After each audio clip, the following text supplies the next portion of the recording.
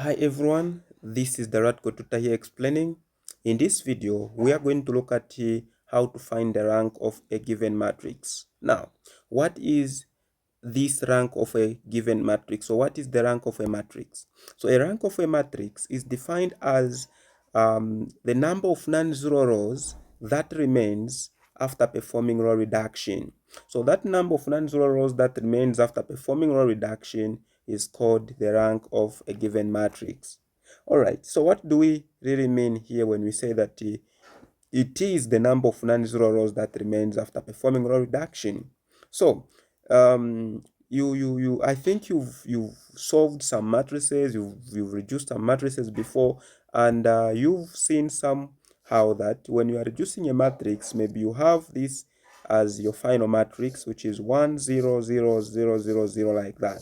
So you've seen that the last row of a matrix of this matrix is giving you zeros, and if you want to get the rank of this particular matrix, you just need to count the number of non-zero rows that are remaining. So in this case, the number of non-zero rows becomes your rank, or the rank of this particular matrix.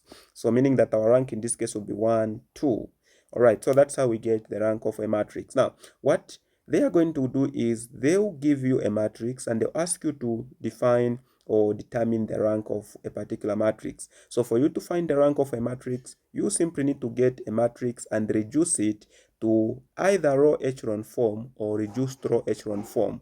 And then you are going to find that you have maybe row of zeros down the matrix, or maybe you are going to have all the three rows intact or remain intact. That becomes your rank of that particular matrix. All right, having laid that preamble, allow me to give you a matrix and see how we can get, you know, how we can get the rank of that matrix. Okay, so we are going to say example. So example, we are going to say determine the rank of, so we are given matrix A to be 1 2 3 1 4 2 2 6 5. So we want to get the rank of this particular matrix. Now, how do we get the rank of any given matrix? For you to get the rank of any given matrix, simply just reduce the matrix to row echelon form or reduced row echelon form. So for me, I like reducing a matrix to reduced row echelon form. So I'm going to reduce it to reduced row echelon form. All right, so how do we reduce to a reduced row echelon form? This means that if this is our reading entry, it means that the rest of the numbers in the row must be zeros. So we are going to get our matrix, which is in this case is 1 2 3 1 4 2 and 2 6 5.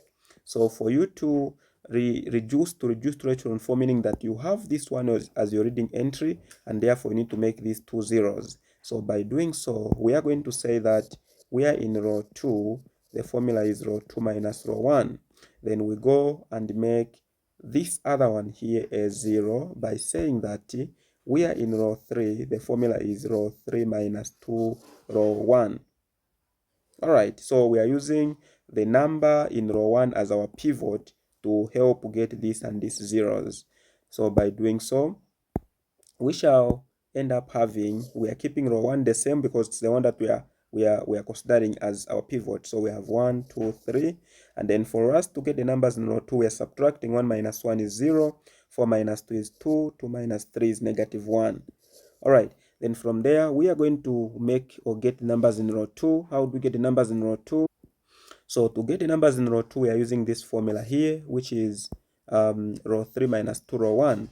So we're saying in row 3 we have a 2 minus 2 row 1. There we have a 1. So by doing so, we put 1 there, we are going to get a 0 here. Then coming here, we are in row 3, which is a 6 minus 2 row 1, which is a 2 there. So by doing so, we are going to get 6 minus 2, which is going to minus 4, which is going to give us, in this case, we're going to get a 2. So we're going to get a 2 here. Let me just check again. 6 here, 6 times 2 times 2, which is a 4. So we're going to get a 2. So we shall get a 2 there. Then from here, we also go row 3 is a 5. So we put a 5 minus 2, row 1 is a 3. So by doing so, we shall have 5 minus 6, which is going to give us -1. So we get -1 here. All right. So by doing so, then we need to now go to the second row. So we've said that in the first row, this is our reading entry, and it is the only non-zero in this column. Also, we go to the second row, we should make this as our reading entry, and it must be the only non-zero in that column. But remember, before you make it as a reading entry, or before you make this and these zeros, you should make sure that your reading entry is always what? Is always the number 1. So we need to start by making this a 1 before making these 2 zeros. So by doing so, we are going to say that we are in row 2. The formula is 1 over 2 row 2. So if we are to do that, we are going to keep row 1 and row 3 the same, which is 1, 2, 3, 0, 2, -1. And then we multiply the 1 over 2 throughout row 2, which is going to give us 0, 1, 1 over 2 times -1 of -1, we get -1 over 2. So from there now, that's when we'll be able to make, since we now have our pivot as a 1, that's when we can be able to make this and these zeros. So by doing so, we are going to say that we are in row 1. The formula is row 1 minus 2 row 2 for us to make this number is 0. Also making this number is 0, we say we are in row 3. The formula is row 3 minus 2, we put to row 2. All right. So by doing so, we can write our final answer where we are keeping row 2 the same, which is 0, 1, -1 over 2. And then we use this formula here to get the numbers in row 1. And we use this formula to get the numbers in row 3. So by doing so, we are going to say that we have row 1, which is a 2, a 1 I mean, minus 2 row 1 is a 0, minus row 2 is a 0. So we get a 1 here. We come to this one, our row 1 is a 2, minus 2 row 2 is a 1, we also get a 0.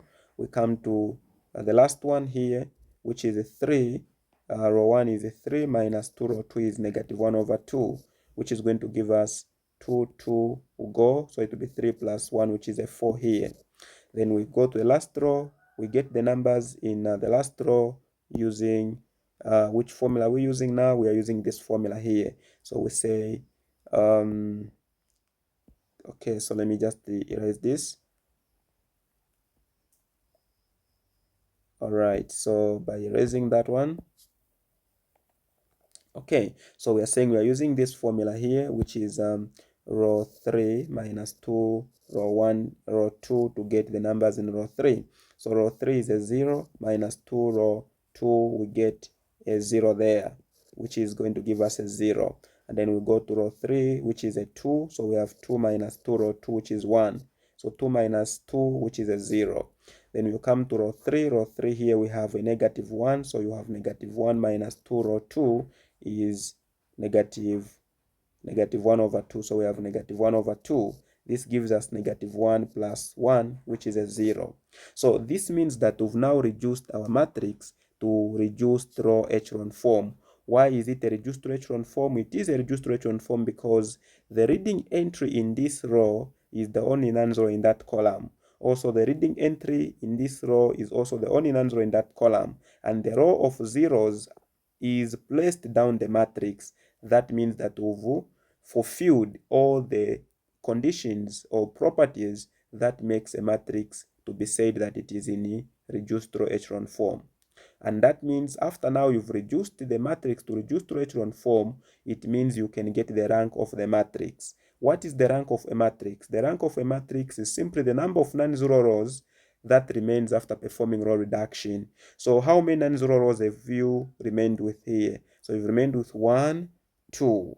So meaning that the number of these non-zero rows that remains after performing row reduction is what we call as the rank of that particular matrix given. So here we just say that our rank, the rank here is equal to 2. Okay. Why? Because we have 2 non-zero rows that has remained after performing row reduction. All right, thank you so much. So what we are going to do is that I'm going to give you a task. So the task that we are going to do is, your task is here. So I want you to determine the rank of this matrix here. So I want you to find out the rank of this matrix. So matrix B, so find the rank of this matrix. B is equal to -3, -1, 2, -6, 2, 4, -3, 1, 2. So please feel free to do this task and affirm it with me on my WhatsApp or in my inbox. Please don't forget to follow my Facebook page. Invite more people to follow the page so that more people can be able to watch my videos, and also to make them go there and subscribe to my YouTube channel so that we can also have a very, very big number there. See you next time. Bye bye.